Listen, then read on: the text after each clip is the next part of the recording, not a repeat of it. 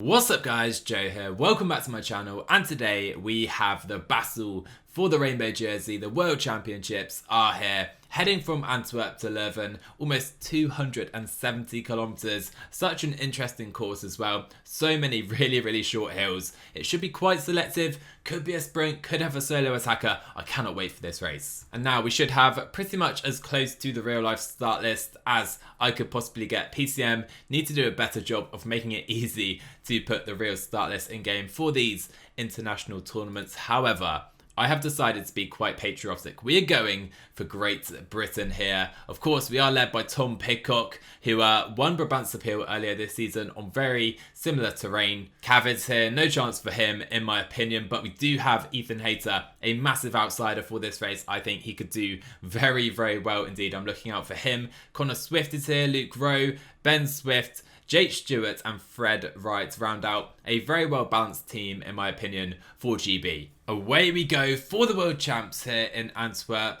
Quick apologies in advance, there are a couple of jerseys which are the cyanide jerseys, hopefully not too big an issue, but we do have a very nice day on Tommy Pidcock, +4 for him.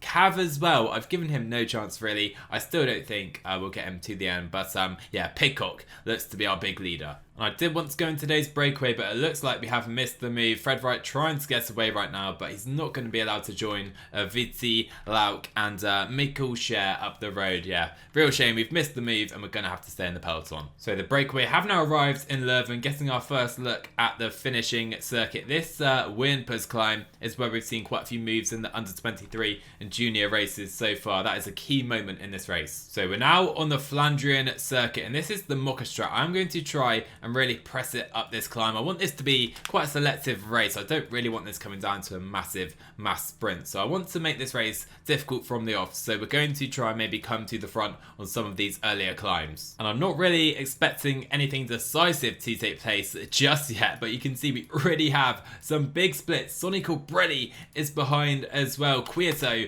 Roglic is behind. Jasper Stuyven is so far back as well. That was quite a good move from us, I must say. And now we're back in Leuven across the finish line. I think we have 4 laps to take place right now around Leuven. I want the pace to be high throughout, so we're just going to tempo 85 with our domestiques for as long as possible. Oh, and look at this, a terrible moment for the race because Mark Cavendish falls all by himself. He is now in the group behind, but I do want to continue pressing on, and I'm not sure he will be available for the end anyway. So I think we're just going to continue pressing on. Mark, I'm sorry. Okay, 103k to go. Still, we have a difficult rhythm on the front. Jake Stewart has just fallen for us as well now. Cav has made it right to the back of the group. We'll try and move up with him. But again, I want to make sure this is difficult for Tom Pidcock. Lots of falls are taking place. Bad moment for the Dutch. Van Poppel and Van Baarle both fall. And look at this. Look at this, because Wout Van Aert has punctured. I think he'll be okay to make it back to the front of the group though. There we are, 100k still to go. The breakaway are caught. We are creating small splits as well. Remco, Stuyven, they're waiting for Wout Van Aert. Clearly, he is their only leader. No Remco attacks taking place, I expect. And Caleb Ewan is behind as well. This really is perfect. We have blown up this race. Riders all over the road. And of course, we're not going to be able to continue like this for the rest of the race by ourselves. Hopefully, though,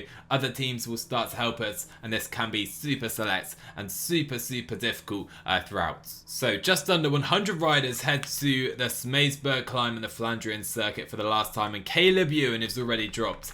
Gianni Moscon is behind. Cosnefra, very good riders are all behind. They should, I think, get back on here with the help of this big group, but like I said, Pidcock is without issue. His energy looks fantastic, so I'm really hoping this is worth it, and all the sprinters should be gone, bar of course the likes of Wout Van Aert. So we currently have 5 British riders at the very front of the race into the Flandrian circuit for the final time today. Still 65k to go. The Smeesburg climb is first. Let's try and really make this difficult as we approach the Mokka Strat very quickly as well. So all of our domestiques are now gone. We only have Cav, Hayter and Pidcock left. Still trying to make it difficult. Cav is on the front working for Hayter and Pidcock, but we are pretty much out of power right now. We need to keep this going though. So Wout Van Aert was caught behind very briefly right there. I'm pretty sure everyone is about to get back on. Ethan Hayter is on the front right now on the Flandrian circuit still. And you know what? I'm going to send him up the road. Give him his own chance right now to play his card. Let's see if anyone follows or if anyone chases, or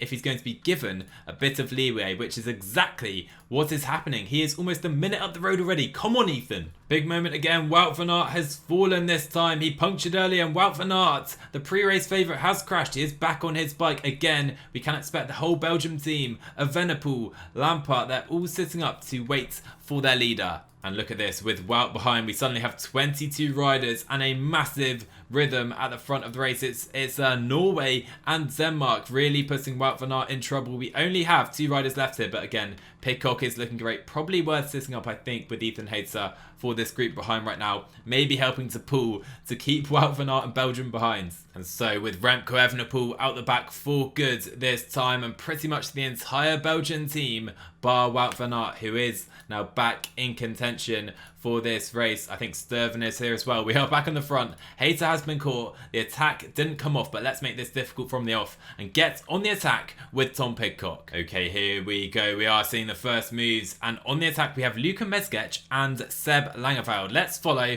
Everyone else in our group can sit up. It is now time to try and follow any type of attacks with Pidcock and try and maybe create some real differences in this race. Luca Mezgec as well. What on earth is this attack right now? But we are up the road. Honoré is coming too. Okay, so Luca Mezgec finds himself at the head of the race. The Wimpers climb is coming up next. I'm going to try and attack up to him right here with Tom Pidcock, but Honoré is blocking us just a little bit. Let's stop that move right now. We have plenty of energy. 28 riders are here. I think we can rely on some other teams to perhaps do this chasing. Only 30 riders left. Alright, Luca Mezgec has been caught. The likes of Giacomo Nizzolo, though, are still here. Is Gurgle thinking about attacking? It's Italy now with strength in numbers. Colbrelli is here. There goes the Zdeněk Stybar as well, potentially trying an attack. Shall I follow? I don't think I will on this occasion with Pidcock whilst we still have numbers. Here we go. Kung and Van der Poel on the attack as we enter the final lap of the Leuven circuit. And we have 27 riders in the main group. Okay, there are attacks taking place left, right and centre right now. It's Dylan van Baarle on the attack for the Dutch. We have Zdeněk Stybar, Stefan Kung as well trying to follow. I am in one of the riders' wheels. There is a rider who has been lapped here. Let's get back to the front of the race. Stybar, Van Baarle, Kung and Pidcock are here. Very slender gaps though. And so Stybar can't follow. Let's try and attack up to Van Baarle ourselves and put in a little move with Pidcock. It's a very nice one as well. I think we have Wout van Aert, Benoot here just about clinging on though. Let's try and continue pressing away though as we come to the next climb. Only 8k to go in the World Champs. Another little attack here with Tom Pidcock trying to go clear, trying to create some separation from the rest. And here he goes. Here goes Tom Pidcock. We have 18 seconds. Let's use that gel. Marcus Houdegaard and Matteo Trentin are trying to follow. We've gone early. The Wimpers climb is coming up next. Maybe another little dig to make sure we're keeping up the speed here with Pidcock. Are we going to win the World Championship solo? We have 30 seconds. Mohoric is trying to chase. So is Stybar. Marcus Houdegaard is trying. Van der Poel is behind as well. But we still have 30 seconds with Pidders. And you know what? I think we have the energy. 2k to go. Tom Pidcock is looking brilliant to win in Leuven right now. Askren is coming, Van der Poel, Stybar as well, but Pidcock can up the rhythm and maybe start to consider his celebration. Here he comes. Oh, Great Britain gonna have to world champion, but here's Nizzolo. Italy are coming late, and have I bottled this? Oh, I thought we could celebrate, and here comes Nizzolo.